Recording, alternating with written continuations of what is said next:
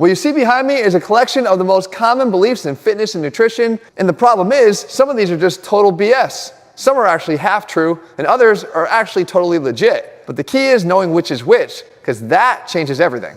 And we can start with one that's near and dear to me, and that is the belief that you can't build muscle and burn fat at the same time. Well, I did it. I have actually heard this quite a few times. If you are willing to take just a little bit more time to do it this way, you absolutely can build muscle and burn fat at the same time. Now, this is compared to, let's say, a bulk or a dirty bulk, where they claim that you can add muscle at a faster rate because you're providing a lot more calories. Who wants to go through those periods of being fat if you don't have to? The best thing you can do, though, to make this work is make sure you don't get too aggressive with your caloric deficit. You're going to need one to burn fat, but more than, let's say, 300 calories a day is going to be a little bit too aggressive where you may not get in enough calories to support muscle growth. Make sure you keep your protein levels high even when you're cutting back on your calories, and you'll be able to stay in a positive nitrogen balance, add new muscle, and accomplish this very much so. So Jesse, can you do the honors? This one is a lie. This one better not be true. As an Italian, I love my pasta. I can assure you that carbs are not specifically making you fat. A surplus of calories can make you fat. The issue with carbs is that we tend to enjoy our carbohydrates. In other words, portion control in carbohydrate-rich foods becomes more challenging than, let's say, having 5 or 6 steaks. That being said, there is a little bit of confusion and scapegoating going on with carbohydrates. You see, when you digest your carbohydrates, you store them as glycogen in your muscles and liver. For every 1 gram of carbs that you're storing, you're also storing along 3 grams of water. So when you go on a carb-restricted diet and you see a lot of success because you see a lot of weight loss in the first week, you immediately blame the carbs. But really what you're losing is a lot of water weight. When it comes for fueling performance and lifting in the gym, I think carbs are a crucial part of a reasonable meal plan, knowing that eliminating them is never going to be a logical long-term solution for me. So will carbs make you fat? Well, I guess I'm going to have to give it the half-truth and give you some good advice, and that is don't fear the carbs, just respect them. Wait.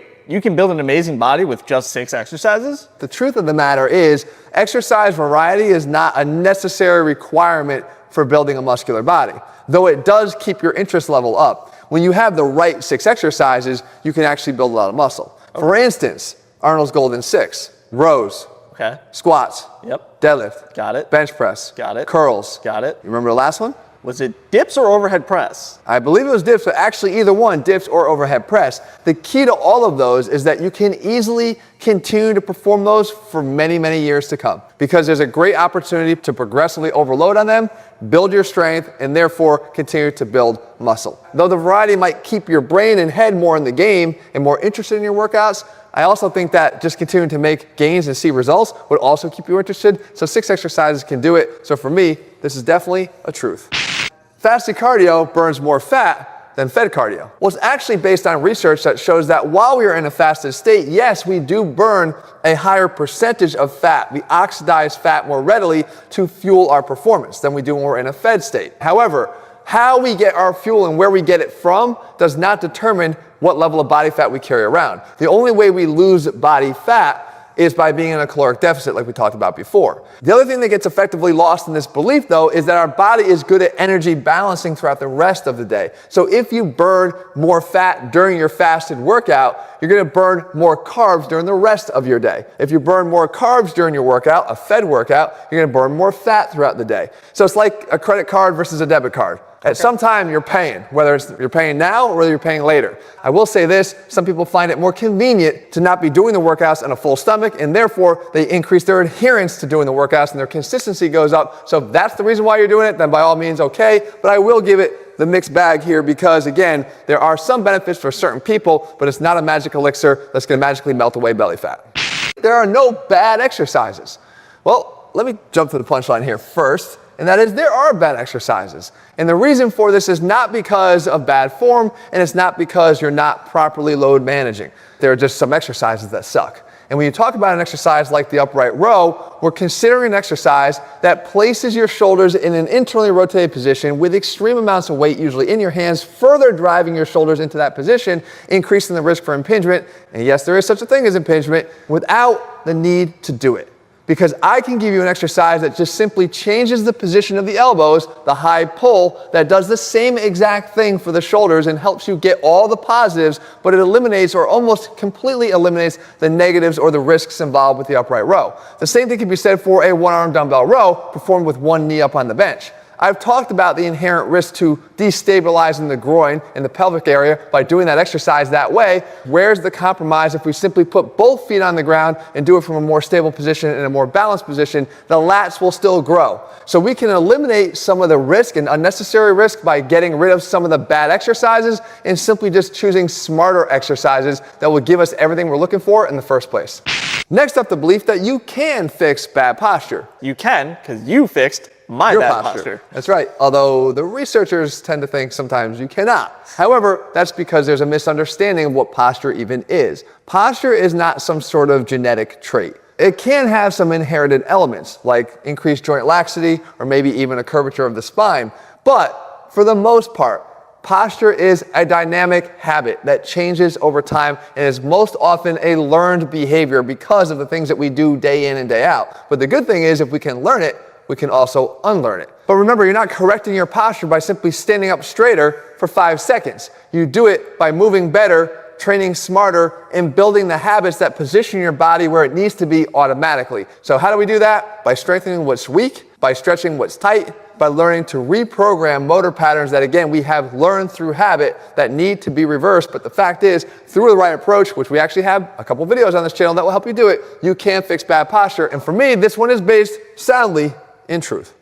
So we've all heard probably at some point about the post-workout anabolic window. I literally grew up on it, racing home from the gym, risking speeding tickets and my life to make sure I can get back in time to have my protein shake within 30 minutes of finishing my workout. Irresponsible. Now we hear that it's a myth. So where are we? Well, it's actually kind of a half-truth because here's a few things that we do know. After a workout, muscle protein synthesis is actually increased and can be influenced, of course, by nutrition. Okay. The second thing is eating protein after a workout can be a good thing, especially if you haven't eaten within hours of your training. The third thing is we can replenish glycogen after a workout. And again, if you've been training hard, that would be something that would be really appropriate. Here's what we know also.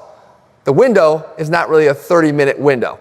It's more like a 4 to 6 hour garage door. Oh. In other words, it doesn't have to be so specific. And the better thing and the more important thing is your total daily protein for the day. Alan Aragon, a good friend of ours, talks all about the importance of prioritizing how much protein you take in a day. The timing becomes a secondary factor provided you have as much protein as possible. So you can kind of cram your protein into different parts of the day and still have a very good environment for building muscle. You don't have to think so much in terms of the anabolic window. So the fact is, while some of the conditions that led to the creation of the belief in the anabolic window are true, the urgency of that window are not. And again, you do not have to risk life or speeding tickets in order to get your protein. So for me, let's call this one a half-truth. Women will get bulky if they lift weights. Now listen, this is a myth.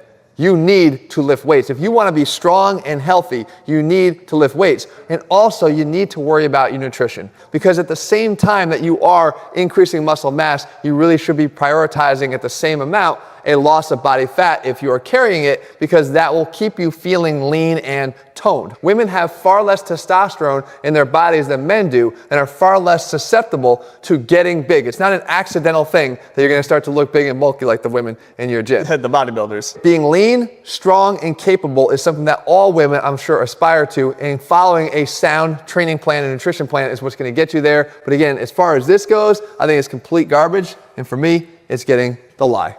All right, Jeff, this is a good one for me to chime in on because I've always heard the more you sweat, the better the workout. I don't sweat a lot. Does that mean my workouts suck? Sweating is not a measurement or a scorecard for the effectiveness of a workout. As a matter of fact, it's just simply your body's cooling mechanism. There's a sweat culture out there that tends to think that we see people do hard things and as a result they sweat, and we think that it's a reflection in that pool on the floor that's collected of all burned calories and lost fat. That is not true. It simply could be the ambient temperature in the room, your hydration levels for the day, right? The clothes that you're wearing. It is not a reflection of effort. Matter of fact, you can have an incredibly effective strength training session and not sweat at all. Like me. Right. Or you can go into a sauna and sweat a lot, but really not put forth a lot of effort. The key is performance dictates the quality of what you just did, not perspiration. So if you're looking for a measurement of the amount of sweat that you've dropped on the floor to be something that's indicative of a high level of success, Please don't look here, guys. Remember, sweating's not a scorecard. Instead, it's a big fat myth that deserves the big red X.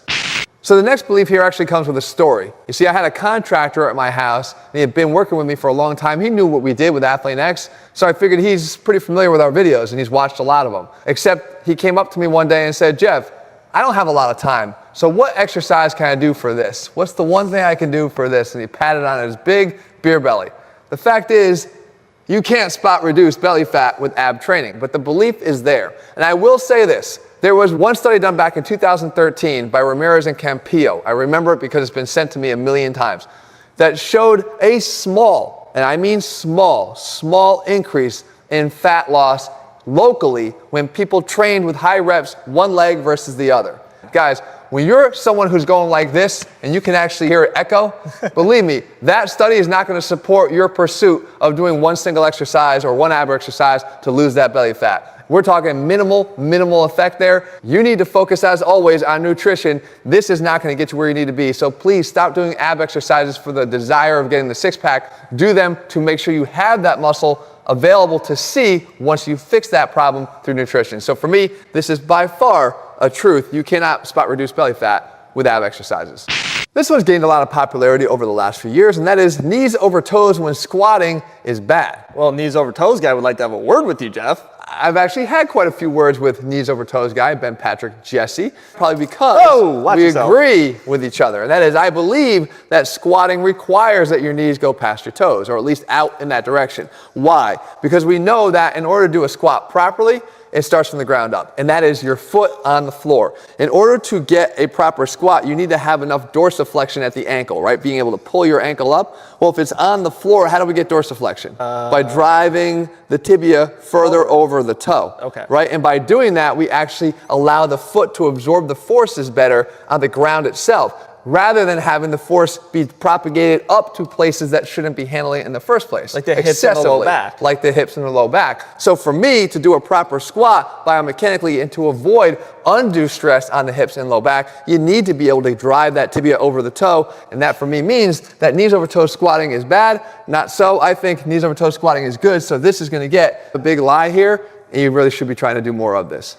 Supplements aren't necessary if you have a good diet. Well, since you sell supplements, you're going to say supplements are necessary. Listen, don't buy my supplements then. Let me at least explain the truth here. The truth of the matter is supplements are incredibly helpful, and as a matter of fact, in most cases, needed if you want to optimize the results of your training. Let's look at protein powder, one of the most popular supplements you can put in your body. Most people these days don't get enough protein in their diet. Why?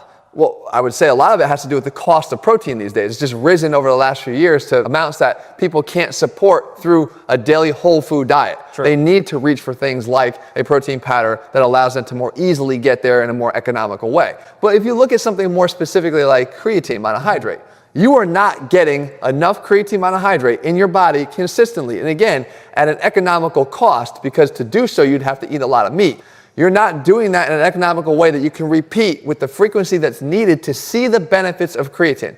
Again, if you want to experience the benefits of creatine, and there are many, and many new ones coming out each and every day, then the only way to get there is through supplementation. That being said, if it's not that important to you to see those benefits, you can still live a very healthy life with a good diet without the need for additional supplementation. Got it. But if you're looking to train hard and get the most out of your training, I believe supplements are a necessary part, whether they be mine or someone else's. But for me, it depends on the person's goals, and for that reason, I'm going to have to give this a conditional half-truth.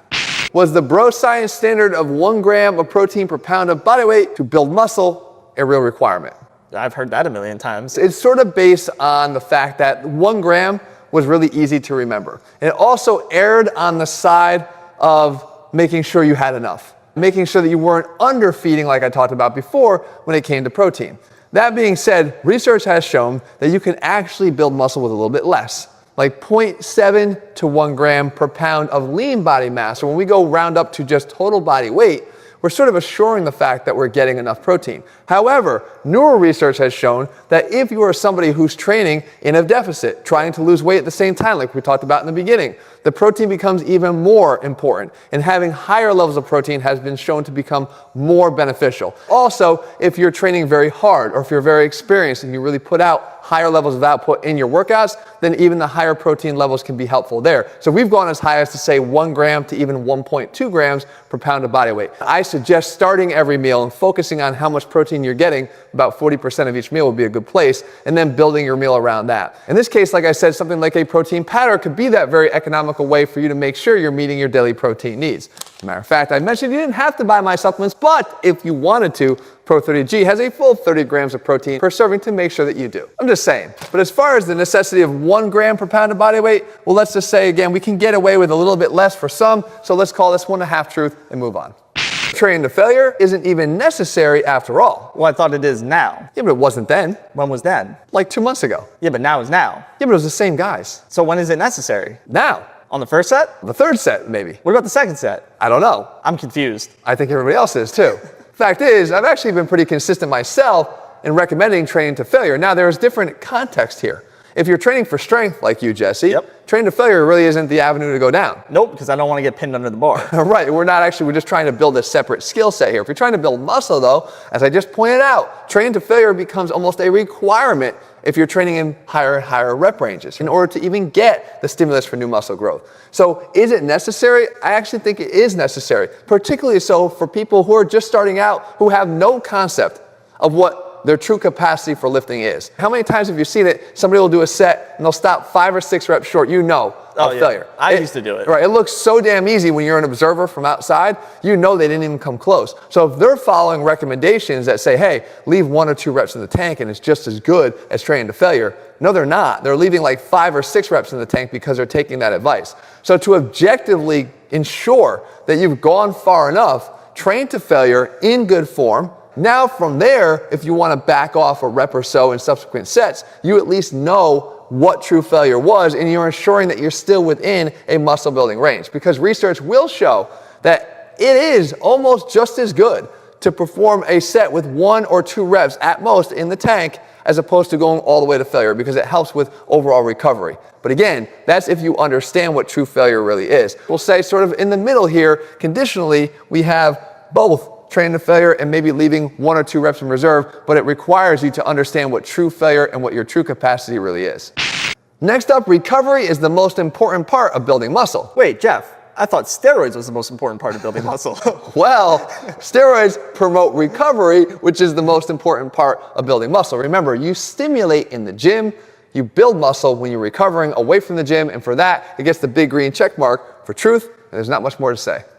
Is it true you get enough core training from compound movements? I certainly hear this a lot. I will say this, as a physical therapist, this doesn't align with my understanding of core training, because we know that one of the biggest factors when it comes to core training is the core muscles are much more than just the rectus abdominis, much more than the six pack. We're talking about the obliques, the hips, the glutes, the muscles of the low back, but all these muscles in conjunction want to be able to produce and control rotation. Rotation is key when it comes to core training. When you look at the big compound lifts, like the squat, the bench, the row, the deadlift, these are just sagittal plane movements. There is not a lot of rotational torque demands going on here. There is a lot of bracing requirements to be had here, and that's where a strong core is beneficial, and being able to get better at bracing against heavy loads is going to certainly help you to build a more resilient core, but not completely, because if you're not training these elements of rotation and anti-rotation in a controlled, direct way through specific ab exercises or specific core exercises,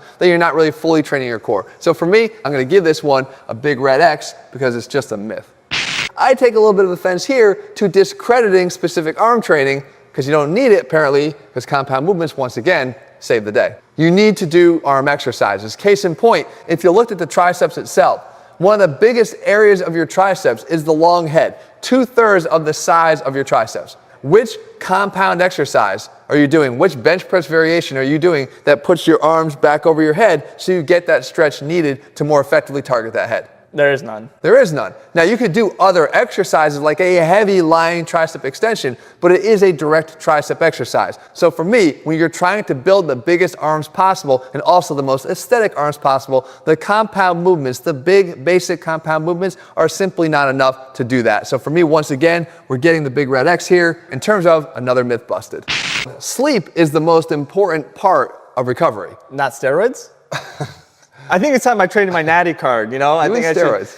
I should eat clean, trend hard, and Navar give up. You shut the up, Jesse. All right, so sleep as part of recovery. We also know nutrition is part of recovery. Supplementation, like we talked about, can enhance recovery. But if I had to put my eggs all in one basket, I would have to agree that sleep is the most important part of recovery, and the reason is twofold. Number one, it is the time when our body is actually mechanically repairing itself. So the damage that you do in the gym, the stimulation that happens there is actually being repaired while you sleep, coming back bigger, stronger, and allowing for that new muscle to be built. But the other part of this is the neurological regeneration that happens during sleep. If you are continually sleep deprived, you're never gonna allow yourself to recover enough mentally so that the next day when you have to go back and exert another effort, usually higher than the last time in order to keep your body growing, you're not going to be able to bring it because you just haven't allowed yourself to recover enough neurologically. So for me, sleep is going to hit both aspects of that. Make sure you get enough. 6 to 8 hours is generally best for most people. Some will claim they can get away with a little bit less, but I wouldn't go much lower than that. But for me, sleep is definitely important, and therefore it gets the big green check mark for a solid truth. Next up, deadlifting is bad for your back. Is that myth or not? Let me take this one. Okay. It's a load of bullshit. Bad deadlifting is bad for your back. Well, he's got a good point, right? Now, this is not one of those cases where it's a bad exercise. You see, this is actually a good exercise that's oftentimes misperformed. Yeah. Now, if you do a deadlift, you train all the muscles of your posterior chain, your glutes, your hamstrings, your spinal erectors, your lats, your traps, right? It's a great builder of strength. However, you do have to do it right, like you said. Sure. I think the biggest issue with deadlifts is people bend at the waist rather than hinge back to perform the exercise. If you have proper hinge mechanics, then you actually are not lowering the weight while leaning forward too much or over flexing at the spine. Matter of fact, with good bracing, right, good spinal positioning, this is one of the best exercises you can do. There was a 2015 study where they actually used it in a rehab setting to strengthen people's low backs, and it did an amazing job at doing that. So with proper progression, programming, and technique, the deadlift is not a back breaker, but it's actually a back maker. And so for me, this is, Jesse, a load of bullshit, and it gets the big red X. Are abs made in the kitchen, Jesse? Yes. You cannot outtrain a bad diet. Oh, I've heard that before. No matter how much weight training you do, no matter how much conditioning you do, you're never going to be able to have an impact calorically in a way that you can by simply eating less or being more mindful of the foods you're eating right now. In other words, more sets of pushing yourself away from the table versus sets of, let's say, burpees. Even a high intensity exercise like a burpee can burn like 15 calories per minute, but you will not be able to sustain it for long enough to get a high total calorie burn at the end of that workout. Even if you did long duration cardio, you're going to have to go for an extremely long time to make a significant impact calorically in terms of the number that you burn in a day. That can all be undone so quickly with just one poor food choice. So for me, abs are made in the kitchen and they deserve the green check mark of truth. Next up, proper form is everything. As a physical therapist, you might actually be a little surprised by my answer. Well, let's hear it. Well, you see, proper form is critical if you're a beginner, like you were. Yes. Right? We started everything out learning proper form and building upon that proper form because you cannot establish a foundation of strength if you're building upon a cracked foundation. So to do this, guys, you need to start out learning all your lifts with proper form through full range of motion. Once you have that, then you can actually be able to benefit from something we call controlled cheating. Like a barbell cheat curl gives you another weapon in your arsenal for adding more size to your arms, but only because you first trained yourself through proper form and built up that strong foundation. Because you can actually overload the eccentric, but do so in a controlled way because that foundation is in place. So for me, it's a bit conditional here. I do think a good cheat at the right time is the right way to go, but it's got to be a conditional because building your foundation has to start with proper form. Wait, Jeff. You said full range of motion, but I thought partial range of motion was better than full range of motion. Well, Jesse, it depends on what research you've been reading lately, and also how you want to define the benefits of training. Because for me, it's not just about building muscle. You see, the person you're training needs to become not just bigger, but also stronger and hopefully more injury proof. And to focus on just building muscle isn't necessarily the best way to go. That being said, if you're going to do that, to then exaggerate the benefits of partial range of motion in terms of creating, let's say, upwards of a 10% gain in muscle, you have to make sure that you're including the absolute levels of gain. So if you and I were training and we're trying to build bigger arms, and I gained an inch, but you gained 10% more than me, how many inches additionally would you be gaining? 1.1. No, just the 0.1 part, because we both gained 1, you're only gaining 0.1 additional. So the difference between my arms and yours is 0.1. I don't think that's really perceptible. No. However, if I needed to compete against Chris Bumstead, maybe in that world of competitive bodybuilding, those extra 0.1 inches might actually be the difference between first and second place. Maybe. But most of us watching here are not competitive bodybuilders. We're just trying to get stronger, look better, and actually be able to do things for a lot longer. So for me, partial range of motion does not provide all of the additional benefits that we get through full range of motion training. And so I'm going to have to give this one a big red X for a big fat myth. If you want to talk about myths, check out these myths about creatine, the most popular supplement on the market right now. You can find them here. And also, if you want to see me rank more exercises, you can check out our gym exercises ranked video here. I hope you found this video helpful. Make sure you click subscribe, turn on notifications. And if you're looking for those supplements, like I mentioned before, guys, high quality creatine and protein powder available at athleanx.com. All right, guys, see you soon.